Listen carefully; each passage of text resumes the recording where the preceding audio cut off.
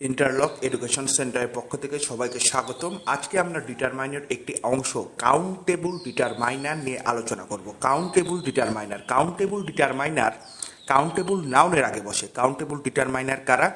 Each, every, either, neither, a, and, many, few, several, another, other, some, both.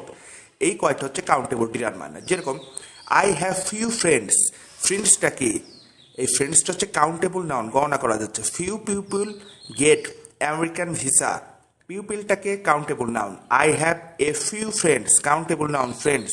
He has taken the few steps, steps মানে কি? প্রতিটা ধাপ, মানে countable noun.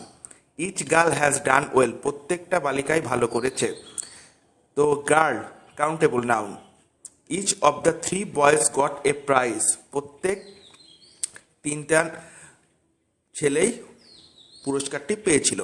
তার মানে কি? এই থ্রি বয়েজ কাউন্টেবল নাউন, তার মানে কাউন্টেবল নাউনের আগে কি বসবে? এই কাউন্টেবল ডিটারমাইনার বসবে। তো এখানে একটু বলে রাখা ভালো, ফিউ মানে অল্প, নেই বললেই চলে, এই অর্থে বোঝায়। এ ফিউ বলতে বোঝায় কিছু সংখ্যক, আর দ্য ফিউ বলতে বোঝায় অল্প যে সংখ্যক আছে সবাই। এখানে এই ডিটারমাইনারগুলো বসানোর সময় আমাদের অপশনে যদি এই তিনটা ওয়ার্ডই থাকে একটু বুঝে শুনে দিতে হবে। যেরকম আই হ্যাভ ফিউ ফ্রেন্ডস, তো ফিউ বলতে কি? অল্প, নেই বললেই চলে, তার মানে একেবারেই অল্প বন্ধু আছে, থাকাও যা না থাকাও তা। আবার এ ফিউ মানে কিছু সংখ্যক, যেরকম এখানে দেখা যায় I have a few friends মানে আমার কিছু সংখ্যক বন্ধু আছে, কিছু সংখ্যক। যদি নেগেটিভ অর্থে বোঝায় তাহলে ফিউ, অর্থাৎ যেহেতু আমরা জানি ফিউ মানে অল্প, নেই বললেই চলে। আর পজিটিভ অর্থেও যদি বোঝায় তাহলে এ ফিউ মানে অল্প সংখ্যক।